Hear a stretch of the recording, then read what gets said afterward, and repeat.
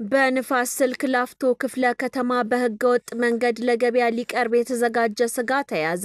በአዲስ ከተማ ደንብ ማስከበር ባለስልጣን በንፋስ ስልክ ላፍቶ ክፍለ ከተማ በወረዳ 11 ደንብ ማስከበር ጽፈት ቤት በተካሄደ ድንገተኛ ኦፕሬሽን በድብቅ የታረደና ለገበያ ሊቀርብ የነበረ ከፍተኛ መጠን ያለው የእንስሳ ስጋ በቁጥጥር ስር መዋሉ ተገልጿል። ኦፕሬሽኑ የተካሄደው በወረዳ 11 ልዩ ቦታው ቀጠና 01 ሰው ለሰው እርድ ቤት ተብሎ በሚጠራው አካባቢ ሲሆን ከጸጥታ አካላት ጋር በመቀናጀት በተደረገ ጥብቅ ፍተሻ ጤንነታቸው ያልተረጋገጡ 13 የታረዱ በጎች፣ 14 ፍየሎች እንዲሁም ጽዳቱ ያልተጠበቀ 312 ኪሎ ግራም ስጋ ተይዟል።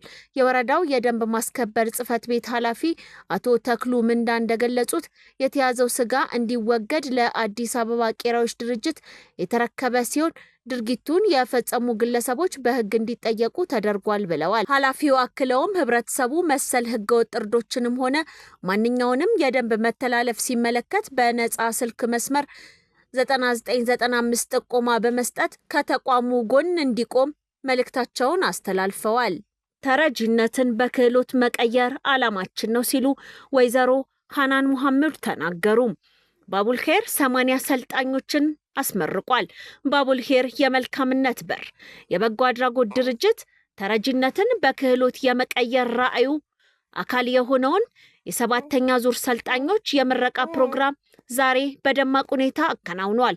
በልዩ ልዩ የሙያ ዘርፎች ሰልጥነው ለዛሬ ምረቃ የበቁ 80 ወጣቶች በርካታ የመንግስት ከፍተኛ ኃላፊዎችና ጥሪ የተደረገላቸው እንግዶች በተገኙበት በታላቅ ስነ ስርዓት ተመርቀዋል። የድርጅቱ መስራችና ስራ አስኪያጅ ወይዘሮ ሃናን ሙሐመድ በምርቃት ስነ ስርዓት ላይ በመገኘት ለተመራቂዎች የእንኳን ደስ አላችሁ መልእክትን አስተላልፈዋል። ወይዘሮ ሃናን በመልእክታቸው ድርጅቱ ከ6 ዓመታት በፊት በ16 ሴቶች አነሳሽነት በምግብ ድጋፍ የጀመረው ጉዞ ዛሬ ዜጎች በሙያ አብቅቶ ወደ አምራችነት ወደሚሸጋገርበት ምዕራፍ መድረሱ ትልቅ ስኬት መሆኑን ገልጸዋል። ሰልጣኞቹም የቀሰሙትን ዕውቀት ተጠቅመው ራሳቸውና ሀገራቸውን እንዲረዱ አሳስበዋል። በዛሬ ዕለት ከተመረቁ 80 ሰልጣኞች መካከል 52ቱ በልብስ ስፌት፣ 21ዱ በመሰረታዊ የኮምፒውተር ስልጠና እንዲሁም 7ቱ በቋንቋ ትምህርት የሰለጠኑ ናቸው።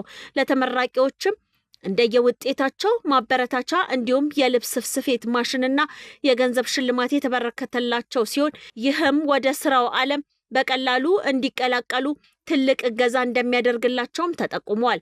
ባቡልኸይር እስካሁን ድረስ በ7 ዙሮች ከ500 በላይ ሰልጣኞችን ያስመረቀ ሲሆን በቀጣይም የራሱን የጋርመንት ፋብሪካ እነዚሁኑ ሰልጣኞች በቋሚነት ቀጥሮ ምርቶችን ለገበያ ለማቅረብ ሰፊ እቅድ ይዞ እየተንቀሳቀሰ እንደሚገኝም ታውቋል። በምረቃ ስነ ስርዓቱ ላይ የተገኙት የአዲስ አበባ ክፍለ ከተማ የሴቶችና ህፃናት ቢሮ ኃላፊ ወይዘሮ ህሊና ኃይሌ ከአዲስ አበባ ፋይናንስ ቢሮ የመጡት ሶሲ ፈርዴሳ ባቡልኸይር በማህበረሰቡ ውስጥ ያሉ ችግሮችን በዘላቂነት ለመደገፍና ወደ ስራ ለማስገባት እያከናወነ ያለው ተግባር የሚደነቅና ተጠናክሮ ሊቀጥል የሚገባው መሆኑን ገልጸዋል። ኢራን አንድ መርከብ በቁጥጥሯ ስር አዋለች። ኢራን በተባበሩት አረብ ኤሚሬትስ ፉጄራህ የባህር ጠረፍ አካባቢ አንቀላፍታ የነበረች መርከብን በኃይል መያዟን ወደ ግዛቷ እያመራች መሆኑን የዩናይትድ ኪንግደም የባህር ላይ ንግድ ስራዎች ገልጿል። መርከቧን የያዘችው ከፉጄራህ በስተሰሜን ምስራቅ 38 ኖቲካል ማይል ርቀት ላይ በሚገኝ ቦታ ነው። መርከቧ ባልታወቀ የታጠቁ ኃይሎች ቁጥጥር ስር ከዋለች በኋላ አቅጣጫዋን ወደ ኢራን የባህር ክልል እንድታደርግ ተገዳለች። ይህ ክስተት የመጣው ፕሬዝዳንት ትራምፕ ከቻይና መሪ ሺ ጂንፒንግ ጋር በቤጂንግ የኢራንን ጉዳይ እና የሆርሙዝ የባህር በርን ክፍት ማድረግ በሚቻልባቸው ሁኔታዎች ላይ እየመከሩ ባሉበት ወቅት ነው። ትናንት በኦማን የባህር ጠረፍ አካባቢ በህንድ ሰንደቅ ዓላማ ስር የምትጓዝ የጭነት መርከብ ላይ የድሮን ጥቃት መሰንዘሩ ይታወሳል። የዓመቱ ታላቅ ክስተት በቤጂንግ የትሪሊዮን ዶላር ድርድር። ፕሬዝዳንት ትራምፕ ቤጂንግ ሲገቡ ያጀቧቸው የንግድ መሪዎች ዝርዝር ተራ የንግድ ልዑክ ሳይሆን የዓለም መረጋጋት ዋና ፕላን ተደርጎ ተወስዷል።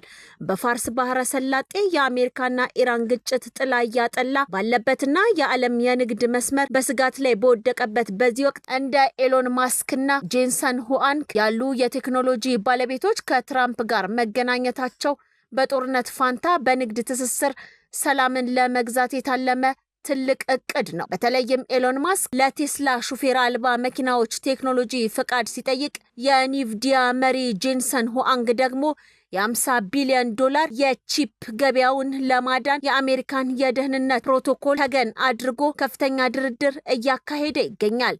የዎል ስትሪት ቁንጮ የሆኑት ላሪ ፊንክ እና ስቲቨን ሽዋርዝማን መገኘት ደግሞ ለዓለም ገበያ ትልቅ የኢንሹራንስ ዋስትና ተደርጎ ተወስዷል። እነዚህ የገንዘብ ነገስታት በመካከለኛው ምስራቅ ውጥረት ባለበት ወቅት በቤጂንግ ኢንቨስትመንታቸውን ለመቀጠል ማቀዳቸው ከጦርነት ይልቅ የሰላም ትርፍ እንደሚበልጥ ለዓለም አቀፍ ገበያ ማረጋገጫ እየሰጡ ነው። የጎልድማን ሳክስና የሲቲ ባንክ መሪዎችም የዶላር የገንዘብ ዝውውር ስርዓት እንዳይናጋና የዓለም ፋይናንስ መረጋጋት እንዲቀጥል ከቻይና አቻዎቻቸው ጋር ከባድ የዲፕሎማሲ ስራ እየሰሩ ይገኛሉ። የኢትዮጵያ ኦርቶዶክስ ተዋሕዶ ቤተክርስቲያን ቅዱስ ሲኖዶስ በመንፈስ ቅዱስ መሪነት ባካሄደው ስብሰባ በሀገራችንና በዓለም ዙሪያ እየታየ ያለው የሰላም መታጣትና ግጭት በእጅጉ እንዳሳሰበው ገልጿል። በመሆኑም ስለ ዓለምና ስለ ሀገራችን ሰላም እንዲሁም በሃይማኖታቸው ምክንያት መከራ እየደረሰባቸው ያሉ ኦርቶዶክሳውያንን በማሰብ በመጪው 2018 ዓ.ም የሐዋርያት ጾም ወቅት በመላው ዓለም በሚገኙ አድባራትና ገዳማት ታላቅ የጸሎት ምህላ መርሃ ግብር እንዲያከናውኑ በሙሉ ድምጽ ወስኗል። ይህ የቅዱስ ሲኖዶስ ውሳኔ የቤተ ክርስቲያኒቱን ሁለንተናዊ እድገትና ተቋማዊ ህልውና ከማስጠበቅ ባሻገር በየቦታው በጦርነትና በስደት የሚገኙ ወገኖችን በጸሎት ለማሰብ የታለመ ነው። በዚህ መሰረት ከሀገር ውስጥ እስከ አጽናፍ ዓለም የሚገኙ የኢትዮጵያ ኦርቶዶክስ ተዋሕዶ ቤተክርስቲያን ምዕመናን በታወጀው የምህላ ጸሎት ላይ በንቃት እንዲሳተፉ ጥሪ የቀረበ ሲሆን ፈጣሪ ለሀገራችንና ለዓለም ሰላሙን እንዲያወርድ በጋራ የሚማጸኑበት ወቅት እንደሚሆንም ይጠበቃል።